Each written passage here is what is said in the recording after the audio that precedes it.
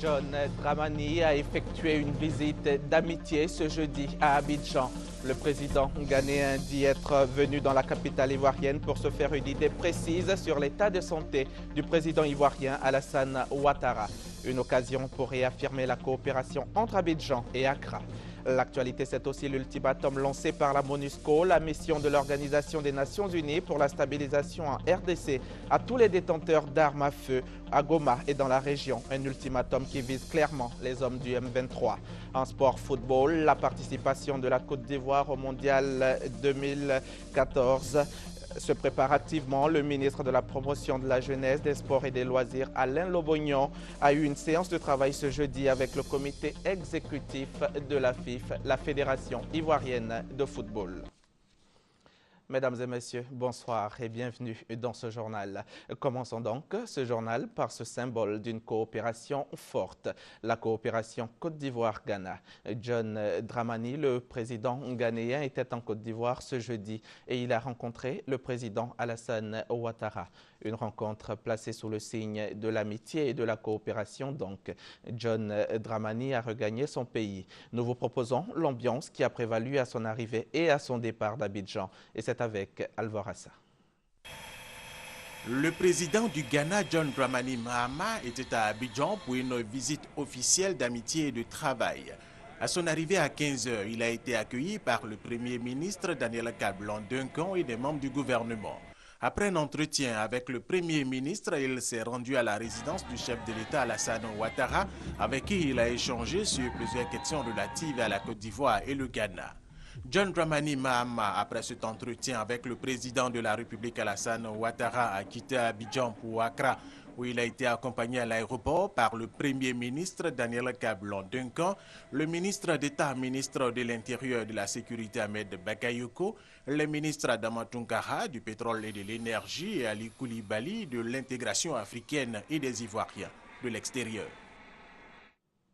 John Dramani, vous l'avez vu, a donc effectué le déplacement d'Abidjan pour se faire une idée précise sur l'état de santé du président Alassane Ouattara. Le chef de l'État, vous le savez, a repris le travail hier en présidant le Conseil des ministres. Le compte-rendu de Viviane Haïm.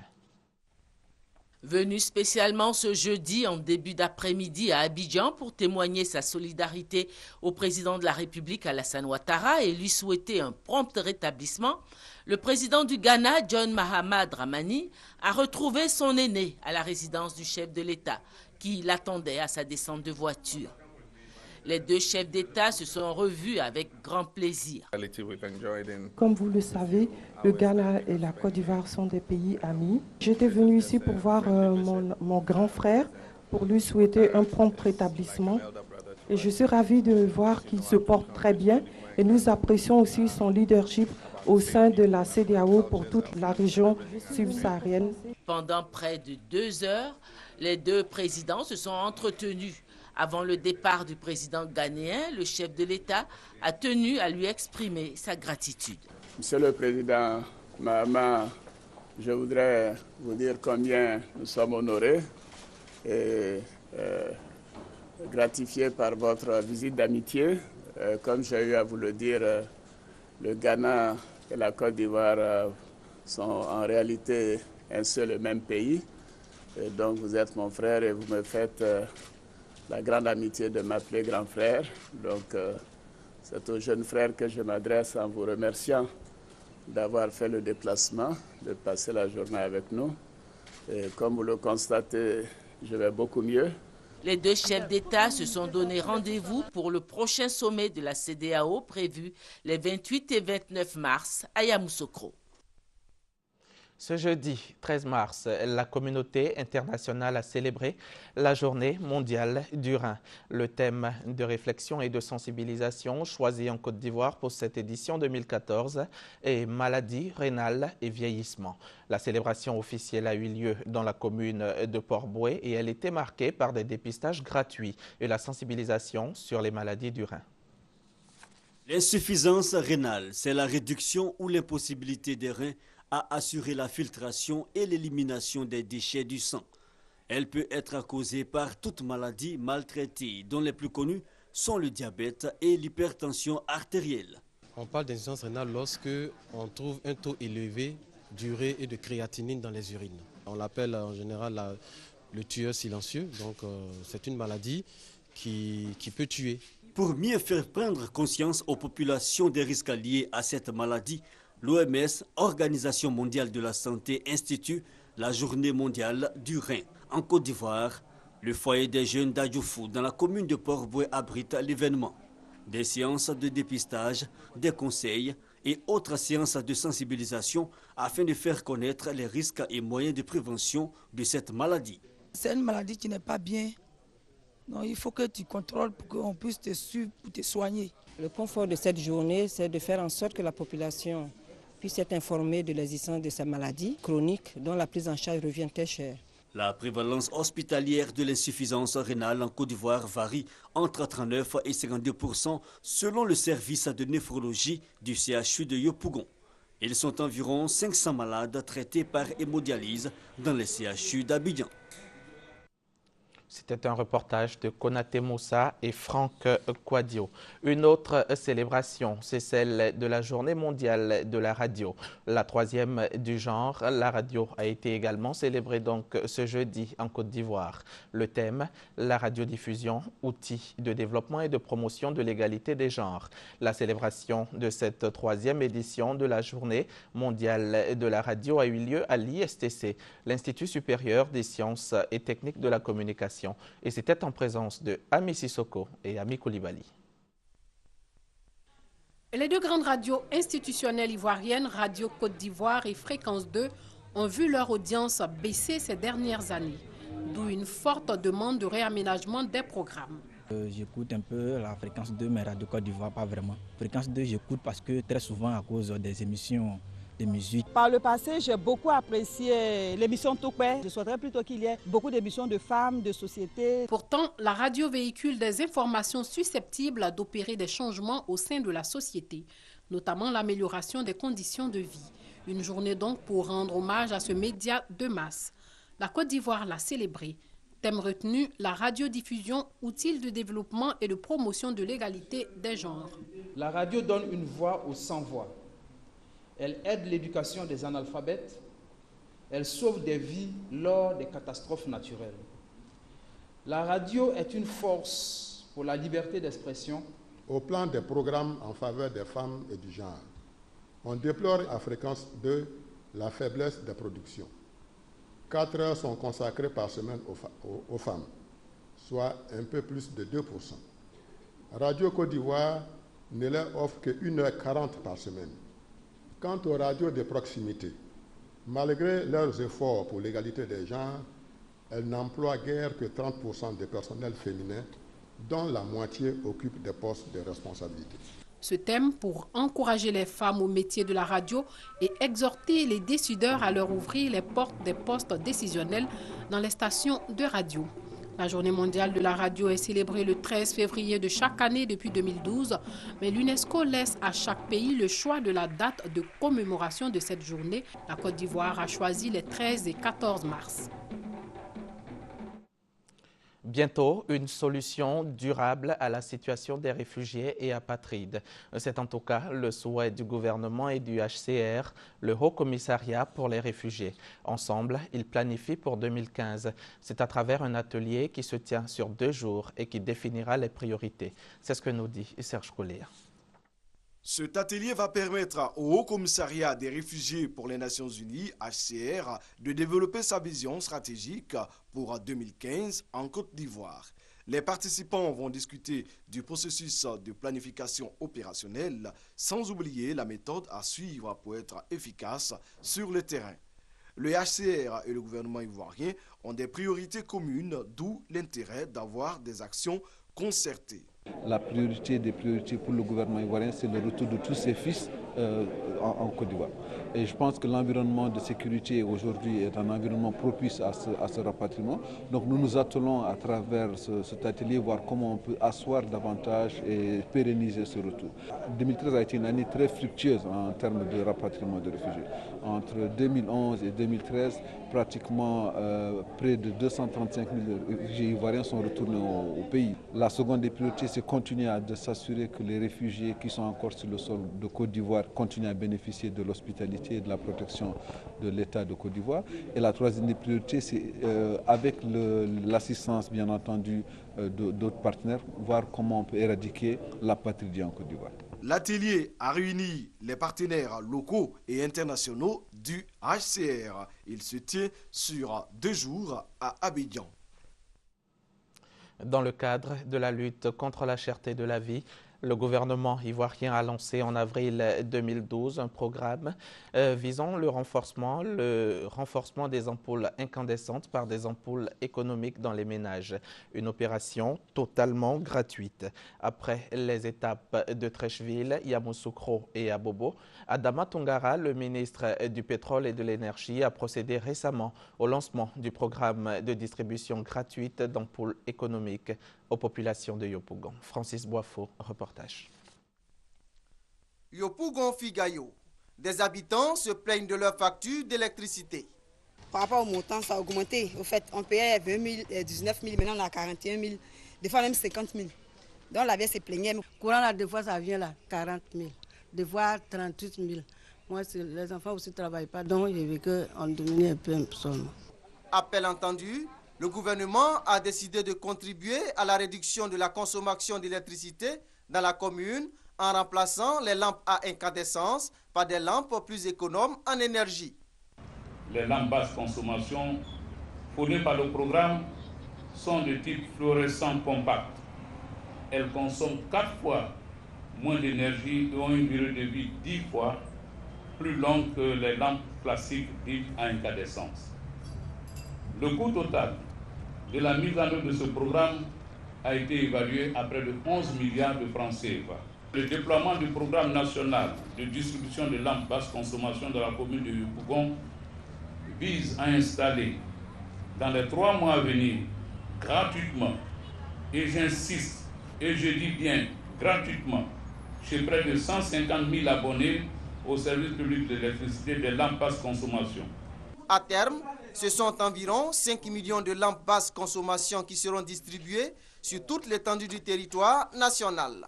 Le ministre du Pétrole et de l'Énergie, Adama Tongara, demande aux ménages de réserver un bon accueil aux agents chargés de les distribuer.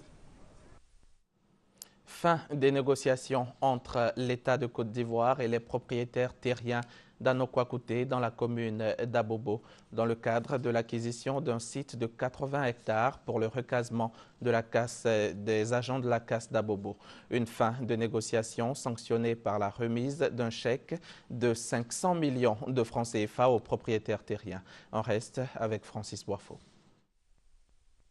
Après un premier chèque de 150 millions de francs CFA en 2012, un deuxième de 500 millions de nos francs aux propriétaires terriens d'Anokwakouté dans la commune d'Abobo. Cette remise de chèque marque la fin des négociations entre l'État de Côte d'Ivoire et les propriétaires terriens. L'accord porte sur la cession d'un site de 80 hectares à l'État. À l'issue donc de la remise de ce chèque, le ministère en charge de l'artisanat et des PME pourra disposer de ces 80 hectares de façon définitive au profit des artisans de Côte d'Ivoire. Il va mettre ce terrain immédiatement à la disposition des artisans de la casse qui vont pouvoir libérer le site actuel afin que le projet de la gare routière d'Abidjan puisse voir le jour. Sur les 2 milliards de francs CFA que l'État doit verser aux propriétaires terriens d'Anokwakouté, dans le cadre de la purge des droits coutumiers, 650 millions de francs CFA déjà versés. Le reliquat sera payé par échelonnement. Nous avons établi des modalités de paiement trimestriel. Je voudrais vous donner l'assurance que le Trésor va prendre les dispositions pour que tous les trimestres, les 200 millions convenus soient mis à disposition de la communauté. Nous savons que tout ce qui a été pris comme engagement par l'État sera respecté. Et nous sommes heureux aussi de servir l'État. d'accompagner l'État dans tous ces projets. Voilà qui rassure les artisans de la casse d'Abobo sur leur arrivée dans les prochains jours sur le nouveau site d'Anokwakouté. L'actualité nationale, c'est aussi cette cérémonie de la gendarmerie nationale, les baptêmes de promotion des officiers, élèves et des sous-officiers. Un baptême marqué également par la prestation de serment. Les temps forts de cette cérémonie. Regardez. Ce jeudi matin, l'école de gendarmerie reçoit du monde, de nombreux civils. Devant eux, un cérémonial hors pair.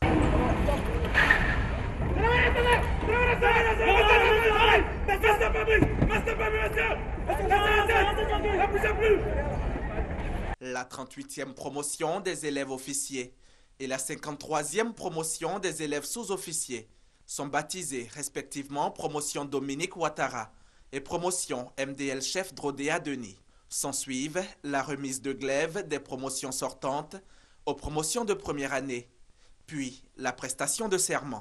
Vos problèmes, aujourd'hui plus qu'hier, et demain plus qu'aujourd'hui, sera d'être soldat de la patrie et de la gloire.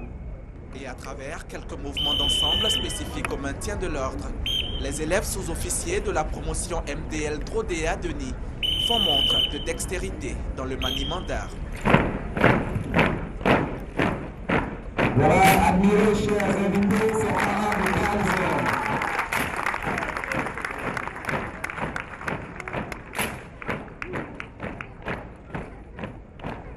À toutes ces promotions, Paul Kofi Kofi, le ministre en charge de la Défense, recommande les vertus propres au corps. Sachez secourir les nécessiteux, les faibles, les personnes vulnérables. Soyez aussi disponibles à tout instant pour exercer votre métier. Soyez également rigoureux dans votre travail. Refusez la voie de la facilité. Méritez la nation par votre comportement au quotidien. Méritez de vos chefs par votre capacité au commandement et à faire respecter la discipline et l'ordre dans vos rangs. Élèves officiers, élèves sous-officiers, promotion sortante ou élèves de première année. Tous battent le pavé, l'allure fière. Comme pour dire, pour la patrie, pour la loi, nous sommes prêts à servir la patrie avec honneur et fidélité.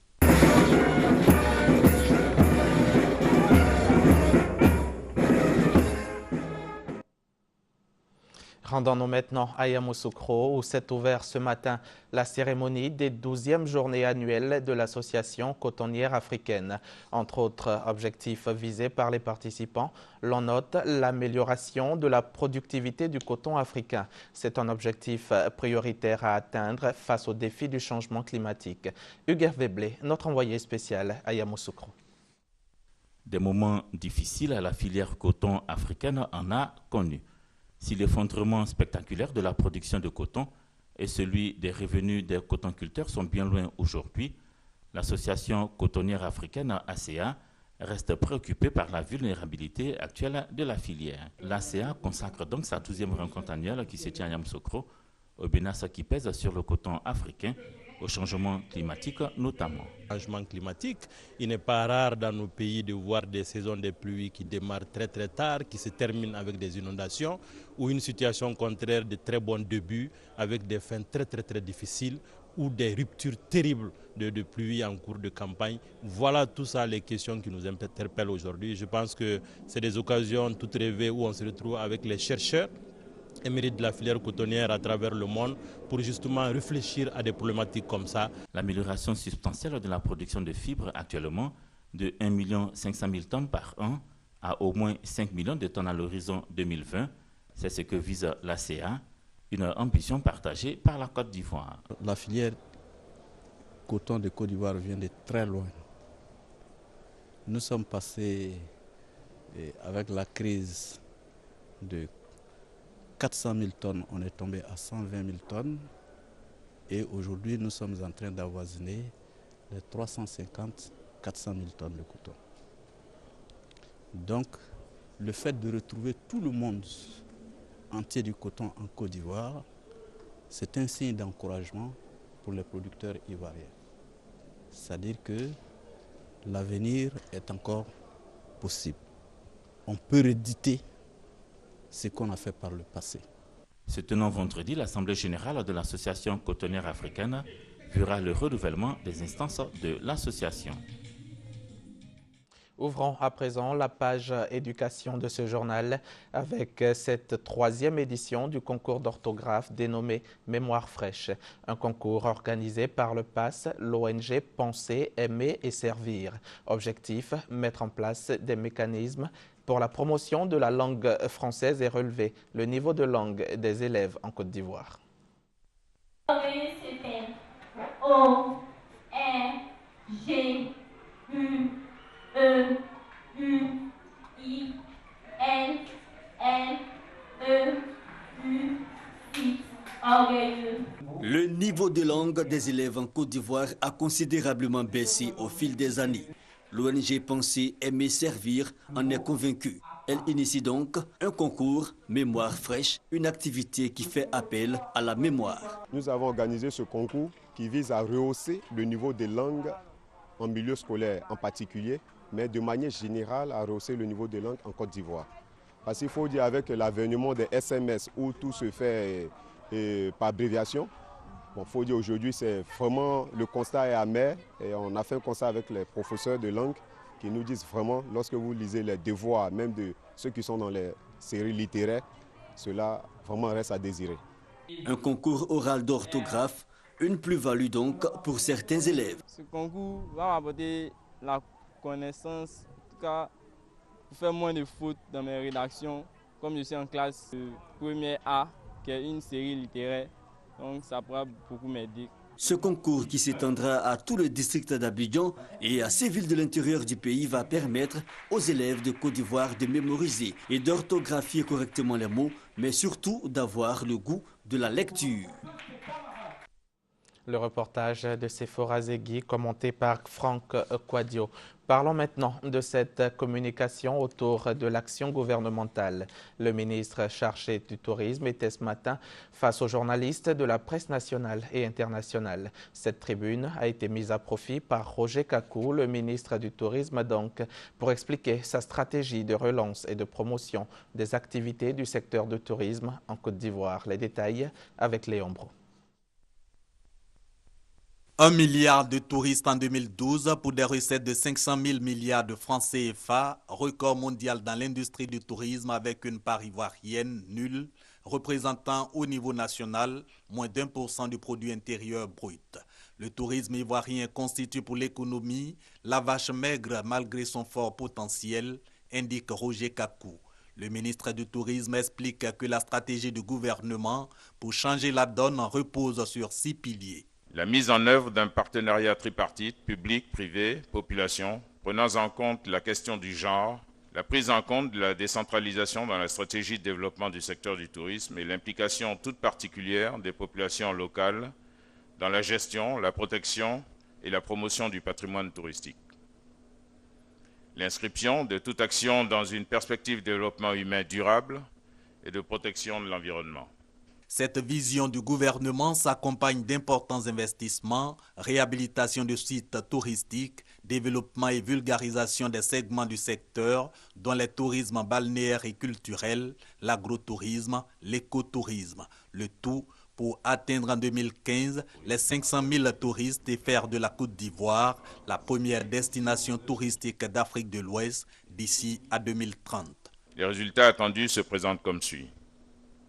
Le nombre de touristes internationaux a atteint 500 000 ou plus en 2015, 1 500 000 en 2020 et 2 millions en 2030. La contribution du secteur au produit intérieur brut est de 5%. Le nombre d'emplois directs et indirects créés a atteint 50 000 en 2015, 200 000 en 2020 et 700 000 en 2030. Déjà des acquis pour défricher ce chantier, toujours selon le ministre Roger Kakou. Il pointe notamment le premier code du tourisme adopté récemment par l'Assemblée nationale et appelle les populations, y compris les acteurs du secteur du tourisme, à conjuguer leurs efforts. Le deuxième gala de l'ONG Children of Africa aura lieu demain vendredi.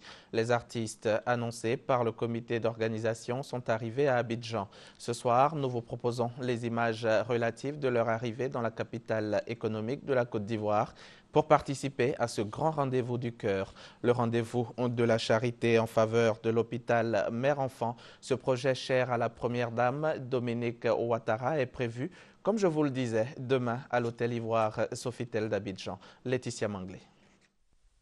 Février 2012, un premier dîner gala de charité organisé par la Fondation Children of Africa permet de recueillir des fonds pour la construction de l'hôpital Mère-Enfant de Bingerville. Un hôpital dont le coût global s'élève à 13 900 000 €, soit 6 150 millions de francs CFA. 2 ans plus tard, soit le 14 mars 2014, un deuxième dîner gala dénommé le Grand Cabaret du Cœur se tiendra au Sofitel Hôtel Ivoire d'Abidjan en présence de la première dame Dominique Ouattara, et la collecte de fonds à cette occasion permettra, elle, de financer l'équipement de l'hôpital Mère-Enfant qui s'élève à 3 milliards de francs CFA. À moins de 24 heures de l'événement, tout est fin prêt, selon Nadine Sangaré, directrice nationale de Children of Africa. Nous sommes très contents parce que tous nos invités que nous attendons sont là. Nous sommes fin prêts pour notre dîner gala.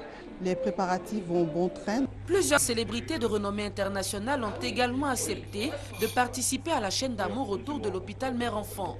Ils sont déjà présents sur les bords de la lagune Ébrié. Construit sur une superficie de 4,5 hectares dans la commune de Bingerville, l'hôpital Mère-Enfant sera disponible dès le premier trimestre de l'année 2015. En bref et en images, le ministre d'État, ministre de l'Intérieur et de la Sécurité Ahmed Bakayoko a reçu cet après-midi Augustin Komoé, ancien ministre des Mines et du Pétrole de l'ex-président Laurent Gbagbo. Augustin Komoé a été salué, le ministre d'État, pour ses efforts entrepris pour le retour des exilés depuis la fin de la crise post-électorale. L'ancien ministre se dit prêt à accompagner le processus de paix et de réconciliation en cours en Côte d'Ivoire. Le ministre Augustin Komoé était accompagné lors de cette rencontre de Gervais Koulibaly et de Cabran Apia, tous deux membres de la Ligue des mouvements pour le progrès.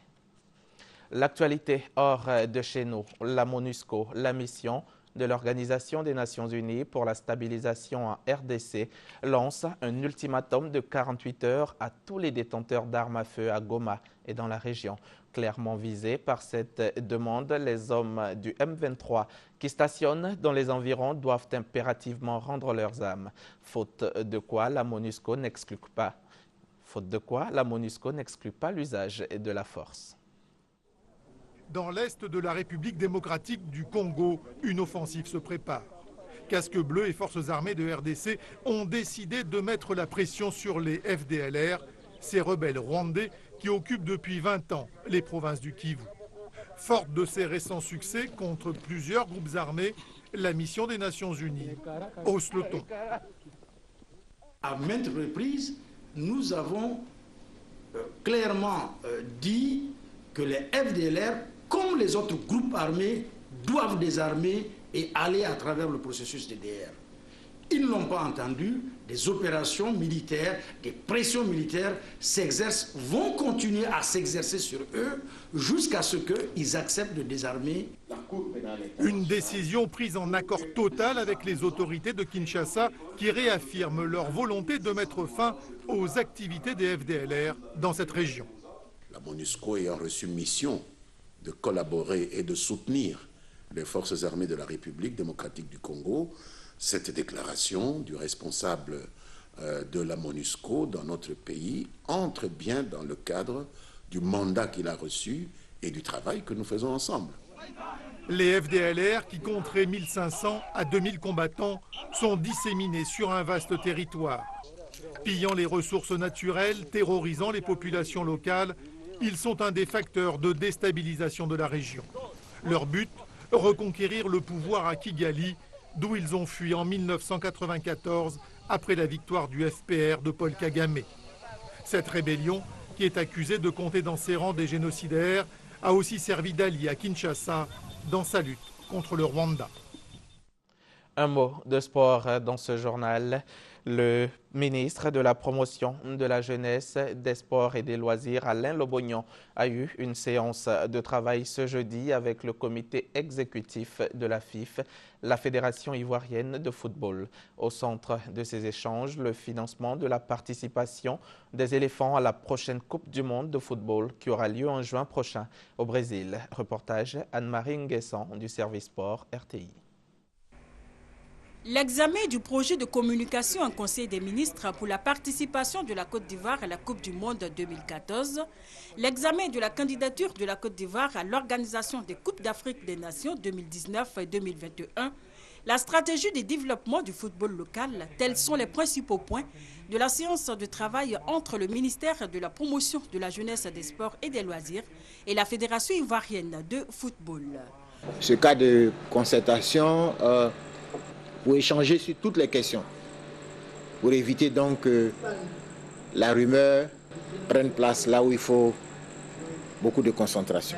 Pour sa part, le président de la FIF a salué l'initiative du ministre Lobognon avant d'appeler à l'union et à la mobilisation autour des éléphants. L'exemple que nous donnons aujourd'hui, ça me permet de lancer un message à tout le monde. Nous avons besoin du soutien de toute la Côte d'Ivoire, à commencer par notre ministre de tutelle. Engagement que nous avons aujourd'hui et nous partirons main dans la main pour soutenir notre équipe. Cela dit, à l'issue de ces échanges, au titre de la participation de la Côte d'Ivoire à la Coupe du monde de football, un projet de communication a été harmonisé pour soutenir la campagne des éléphants de Côte d'Ivoire au Mondial 2014 au Brésil. Au titre de la candidature de la Côte d'Ivoire à l'Organisation des Coupes d'Afrique des Nations, Cannes 2019 et 2021, il a été décidé de la mise en place d'un comité de candidature qui sera chargé de conduire le dossier ivoirien jusqu'à son terme. Ce comité recevra une visite de la Confédération africaine de football CAF le 13 avril 2014. Au titre de la stratégie de développement du football local, les deux parties ont convenu de la mise en place d'une commission bipartite devant réfléchir aux voies et moyens pour la relance du football local. Cette rencontre marque le début d'une franche collaboration entre le ministère des Sports et la Fédération ivoirienne de football pour le rayonnement du football ivoirien, tant sur le plan international que local. C'est la fin de ce journal. Merci de l'avoir suivi. L'information continue sur les www.rti.ci.